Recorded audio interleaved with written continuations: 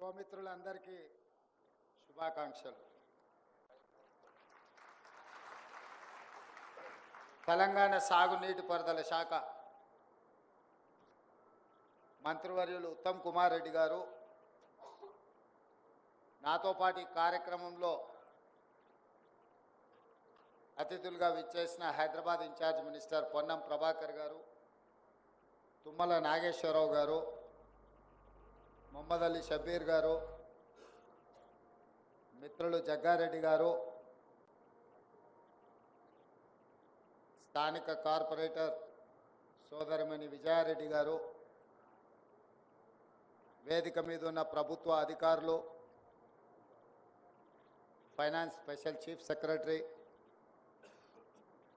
Irrigation adviser, irrigation department principal secretary, అదేవిధంగా ఇతర అధికారులు, ఈరోజు నూతనంగా నియామక పత్రాలు స్వీకరించబోతున్న యువమిత్రులందరికీ మనస్ఫూర్తిగా అభినందనలు తెలియజేస్తున్నాను.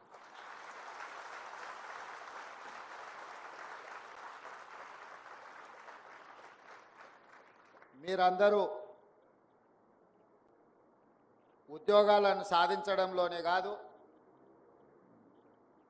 దశాబ్దాలుగా తెలంగాణ ప్రజల ఆకాంక్ష అయిన ప్రత్యేక తెలంగాణ రాష్ట్ర సాధనలో కూడా మీ అందరి భాగస్వామ్యం ఉండడం వల్ల తెలంగాణ రాష్ట్రం ఏర్పడి 10 సంవత్సరాలు పూర్తి చేసుకొని 11వ సంవత్సరంలో ఈరోజు మనం కొనసాగుతున్నాం. ముఖ్యంగా మీకందరికీ నేను చెప్పవలసిన అవసరం లేదు. ఐఐటి, ఎన్ఐటి నుంచి వచ్చిన ఇంజనీరింగ్ గ్రాడ్యుయేట్స్ తెలంగాణ యొక్క భౌగోళిక స్వరూపం, తెలంగాణ ప్రాంత ప్రజలు, ముఖ్యంగా గ్రామీణ ప్రాంతాలలో ఉన్న తెలంగాణ ప్రజలు ఏమి కోరుకున్నారు, ఏ అంశాల విషయంలో తెలంగాణ ప్రజలు నిర్లక్ష్యానికి లోనైనరో ఆ అంశాల ప్రాతిపదికన తెలంగాణ ఉద్యమం నిర్మాణం జరిగింది. ముఖ్యంగా తెలంగాణ రాష్ట్ర సాధనలో కీలకమైన అంశము నీళ్లు. ఆ నీళ్ళకే ఈరోజు మీరు ప్రతినిధులు.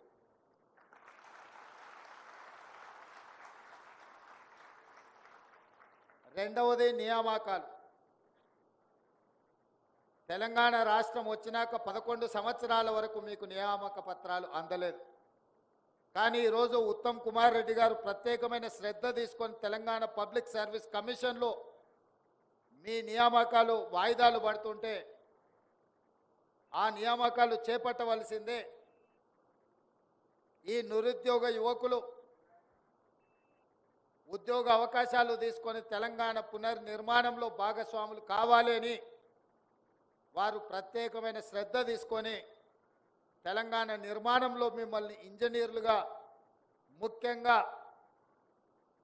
నీళ్ళు మన సంస్కృతిలో మన జీవన విధానంలో ఒక భాగం. అలాంటి శాఖలో ఈరోజు మీరు ఇంజనీర్లుగా నియామకాలు కావడానికి వారే ప్రత్యేకమైన శ్రద్ధ తీసుకున్నారు. మీరు పెద్ద ఎత్తున వారిని చప్పట్లతో అభినందించండి.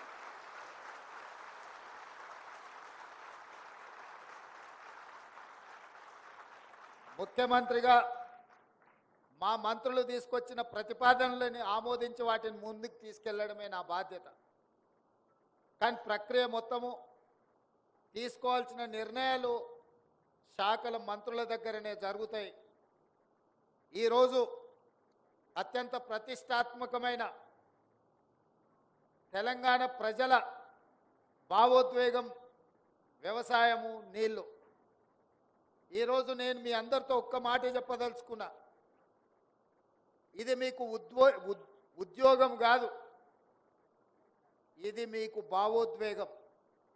ఈ ఉద్యోగం కావాలంటే మీకు ఎక్కడైనా దొరుకుతుంది. మీరు చదువుకున్న బ్యాక్గ్రౌండ్కి, మీరు చేసిన ఇంజనీరింగ్ పట్టాతో ఇంకో శాఖలో కూడా మీకు ఉద్యోగం రావచ్చు.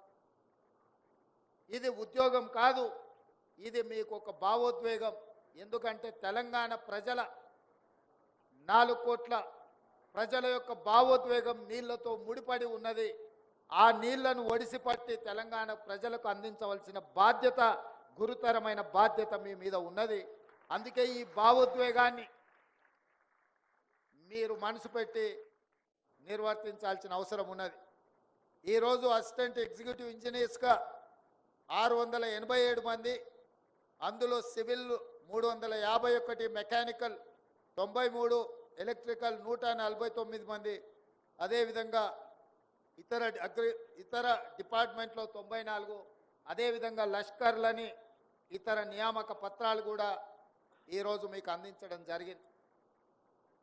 మిత్రులారా, మీతో నేను కొన్ని అంశాలను విస్పష్టంగా చెప్పదలుచుకున్నా. ఏ వృత్తిలో అయినా క్షేత్రస్థాయిలో అనుభవం ఉన్న వాళ్ళే రాణిస్తారు.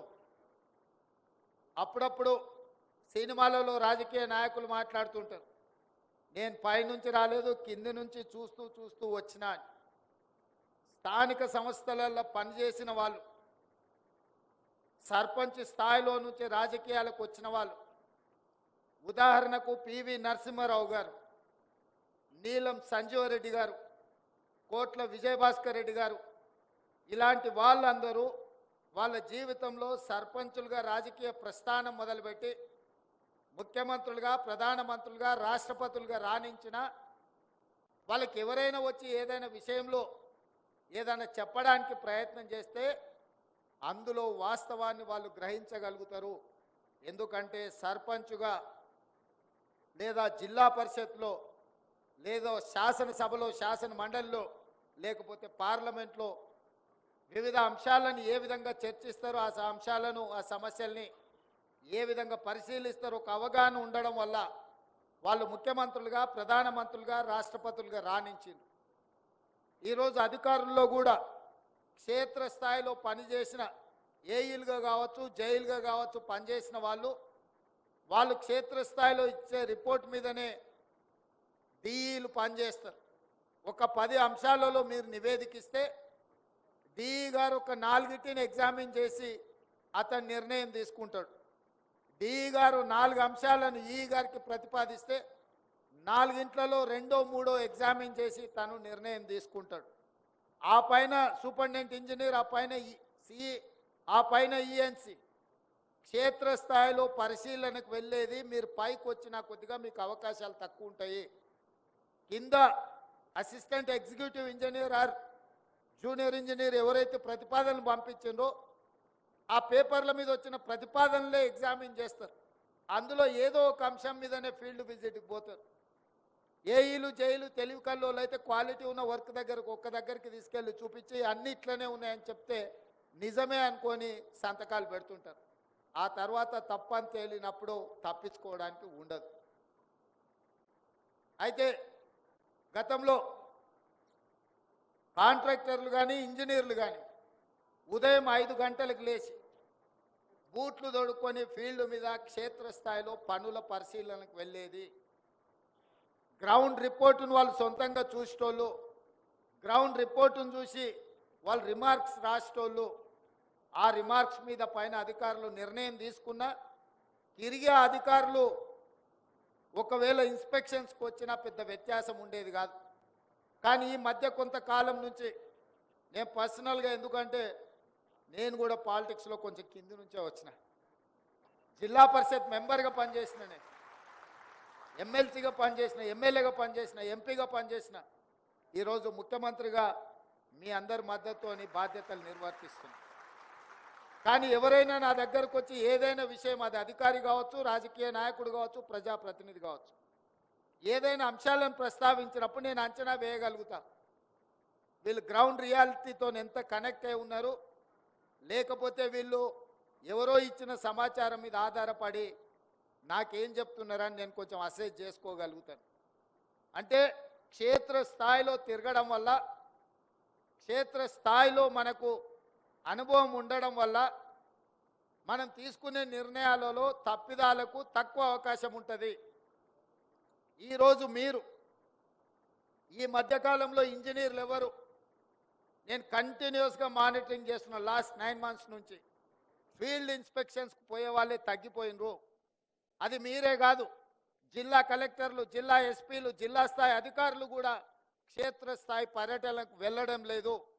నేను ముఖ్యమంత్రి అయిన తర్వాత కలెక్టర్లు అండ్ ఎస్పీల చీఫ్ సెక్రటరీ గారితో కాన్ఫరెన్స్ తీసుకొని వాళ్ళతోని ఒక సమావేశాన్ని ఏర్పాటు చేసి వాళ్ళ సర్వీస్ బుక్లో ఎన్నిసార్లు నెలలో వీళ్ళు క్షేత్రస్థాయిలో పర్యటనలు చేసిండ్రో వాళ్ళ రికార్డులో రాయండి, రేపు వాళ్ళకు ప్రమోషన్లు ఇచ్చేటప్పుడు ఇదే కులబద్ద అవుద్ది అని చెప్పి నేను ఐఏఎస్ ఐపీఎస్లకే ఆదేశాలు ఇచ్చిన.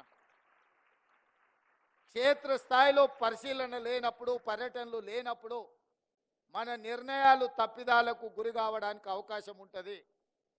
ఏ డిపార్ట్మెంట్లో అయినా ఇనీషియల్గా మనం చేరిన హోదాతోని మనం క్షేత్రస్థాయిలో పని చెయ్యాలి.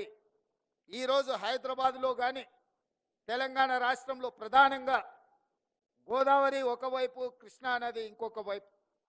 గోదావరి కృష్ణాల మీద నాడు పండిట్ జవహర్లాల్ నెహ్రూ గారు ఎడ్యుకేషన్ అండ్ అగ్రికల్చర్ రెవల్యూషన్ తీసుకురావడంలో భాగంగా మన తెలంగాణ రాష్ట్రంలో ఉన్న నాగార్జున సాగర్, శ్రీశైలం, శ్రీరామ్ సాగర్ ఈ ప్రధానమైన ప్రాజెక్టులు ఈరోజు మనకు లైఫ్ లైన్గా మారిన ప్రాజెక్టులను పండిట్ జవహర్లాల్ నెహ్రూ గారు మొదలుపెట్టిండ్రు.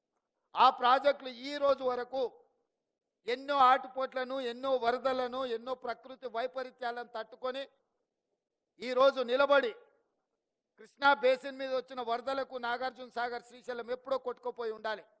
నాణ్యతలో ఒకవేళ లోపం ఉంటే ఈరోజు అవన్నీ వచ్చిన ఒడిదుడుకులను అన్నిటిని తట్టుకొని నిలబడి ఈ ప్రాజెక్టులు ఈరోజు ఈ దేశానికి, జాతికి అంకితమై పనిచేస్తున్నాయి. మరి నేను ఈ వేదిక మీద ఉన్న అధికారులు కొంతమందికి బాధ కలగొచ్చు, కానీ మీకు ఐ ఓపెనర్ కావాలి. మన కళ్ళ ముందలనే కట్టిన కాళేశ్వరం 1,00,000 కోట్ల రూపాయలు ఖర్చు అయినాయి. కట్టడం, కూలడం రెండూ జరిగిపోయినాయి. దీనికి ఎవరిని బాధ్యులు చేయాలో మీరు చెప్పండి. పెద్దలు సామెత చెప్పినట్టు పనిమంతుడు పందిరేస్తే కుక్కతోక తలిగి కూలిపోయిందంట. ఈరోజు కాళేశ్వరం అనే ఒక మ్యాన్మేడ్ వండర్ అని చెప్పుకున్న ప్రాజెక్టు ఇప్పటికీ లిటరల్లీ 1,00,000 crores కాంట్రాక్టర్స్కి పేమెంట్ జరిగింది. ఇంకొక 47,000 కోట్ల రూపాయలు నాకు తెలిసినంత వరకు రాహుల్ బొజ్జ గారు చెప్పాలి, 1,47,000 కోట్ల రూపాయలతో కాళేశ్వరం ఈరోజు అంచనాలు పెరిగినాయి. 1,47,000 కోట్లలో 1,00,000 కోట్ల రూపాయలు ఖర్చు అయితే నికరంగా ఆయకట్టు 1,00,000 ఎకరాలకు కూడా ఇవ్వలేదు. 52,000 ఎకరాలకు మాత్రమే కాళేశ్వరం కింద ఆయకట్టు ఇచ్చిండ్రు. ఇది అఫీషియల్ రికార్డ్. నేను జల్సౌదాలో అఫీషియల్గా చీఫ్ మినిస్టర్గా ఆన్ రికార్డ్ నేను మీకు చెప్తున్నా. ఈరోజు మీరు డిపార్ట్మెంట్లో చేరబోతున్న ఇంజనీర్లుగా ఎందుకు ఈ తప్పిదం జరిగింది? 1,00,000 కోట్ల రూపాయలు ఖర్చైన కాళేశ్వరం కట్టడం, కూలడం పూర్తి కాకముందే జరిగితే ఈ లోపం ప్రజాప్రతినిధులలో ఉందా? పైన కూర్చొని తీసుకున్న ఈఎన్సీలు, సిఈలు, ఎస్సీలలో ఉందా? లేదా క్షేత్రస్థాయిలో పనిచేసిన అసిస్టెంట్ ఎగ్జిక్యూటివ్ ఇంజనీర్లు లేకపోతే జూనియర్ ఇంజనీర్లో ఉందా? ఇదొక మీకు మోడల్ స్టడీ చేయడానికి, రీసెర్చ్ చేయడానికి మీరు కాళేశ్వరాన్ని తీసుకోండి. మ్యాన్మేడ్ వండర్స్ అంటే మోక్షగుండం విశ్వేశ్వరయ్య కట్టిన ఉస్మాన్ సాగర్, హిమాయత్ సాగర్ని చూడండి.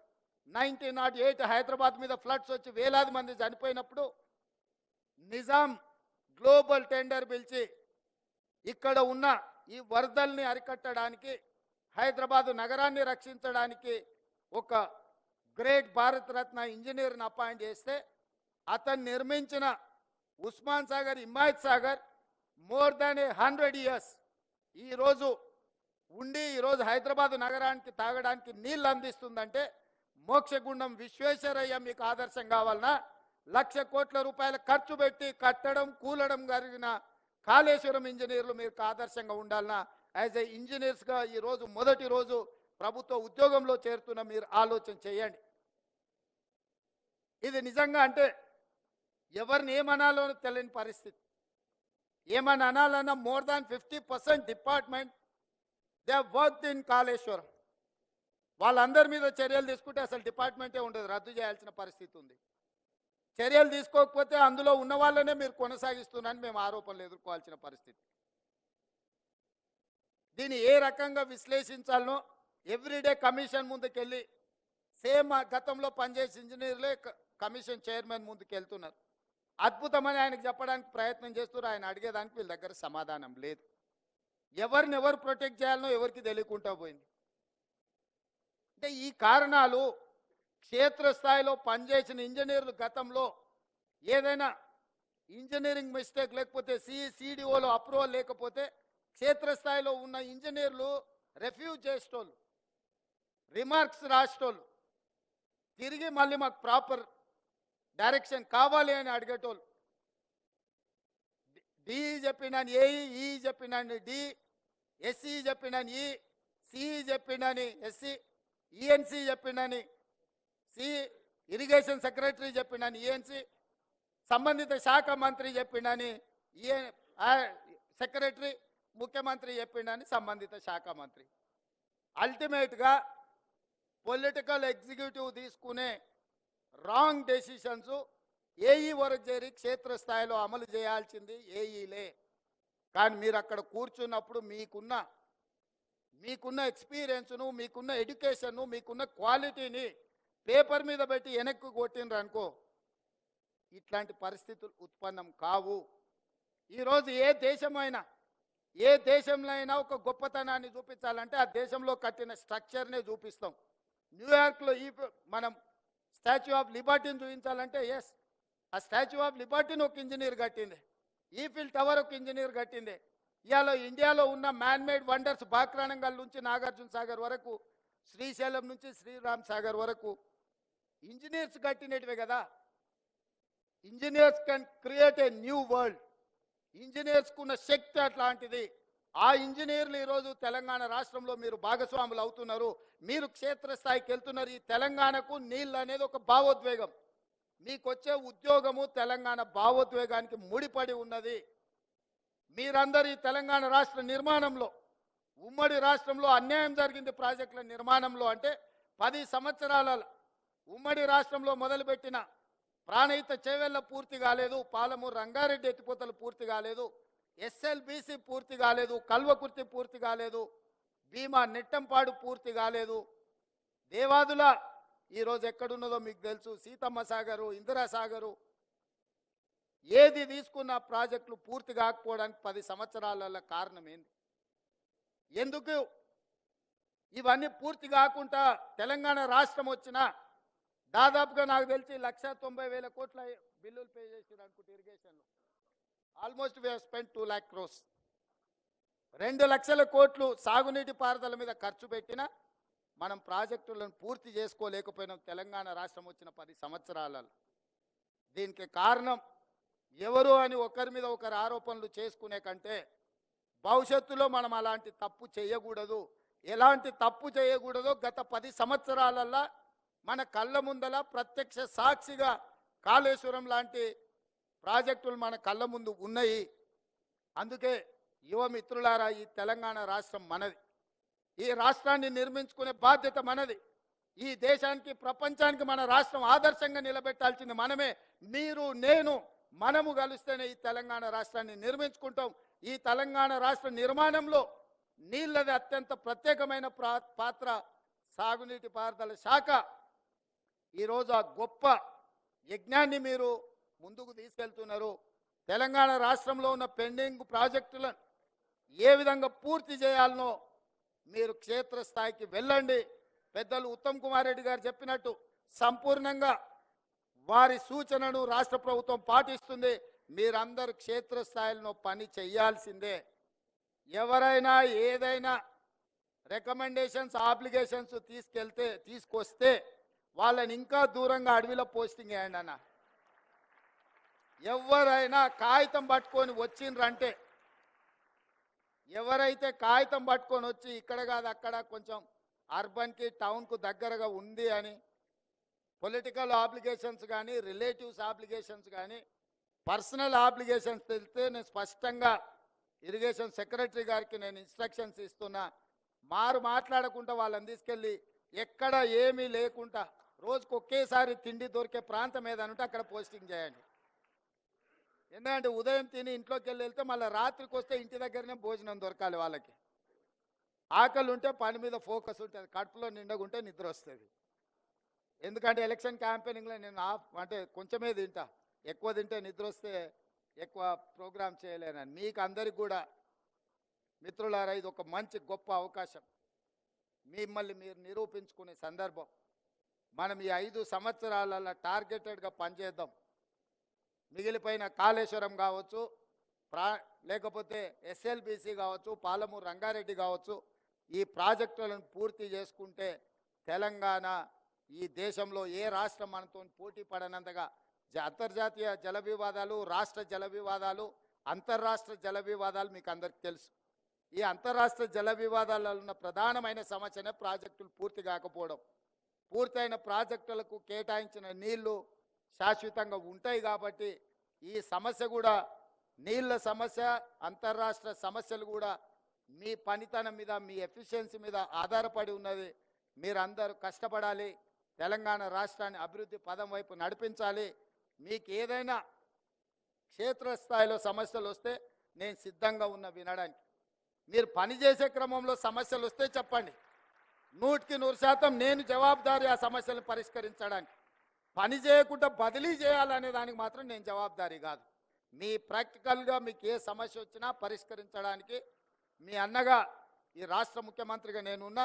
ఎప్పుడైనా రావచ్చు, కలవచ్చు, మీ సమస్యలు చెప్పుకోవచ్చు. మీరు క్షేత్రస్థాయిలో పనిచేయండి, తెలంగాణ పునర్నిర్మాణంలో భాగస్వాములు కాండి అని తెలియజేస్తూ మరొక్కసారి మిమ్మల్ని అందరినీ, మీ కుటుంబ సభ్యులను అందరినీ, ఇవాళ యంగ్ ఇంజనీర్స్ కళ్ళల్లో ఆనందం చూస్తుంటే నాకు 100% విశ్వాసం కలిగింది. తెలంగాణ నిర్మాణంలో మీరు భాగస్వాములు అవుతారు. మీతో ఇంకొక మాట కూడా నేను చెప్పదలుచుకున్నా. ప్రభుత్వం వచ్చిన 90 రోజుల్లో 30,000 ఉద్యోగ నియామకాలు ఎల్బీ స్టేడియంలో ఎక్కడ మేము ప్రమాణ స్వీకారం చేసినామో అక్కడనే నియామకాలు చేపట్టినాం.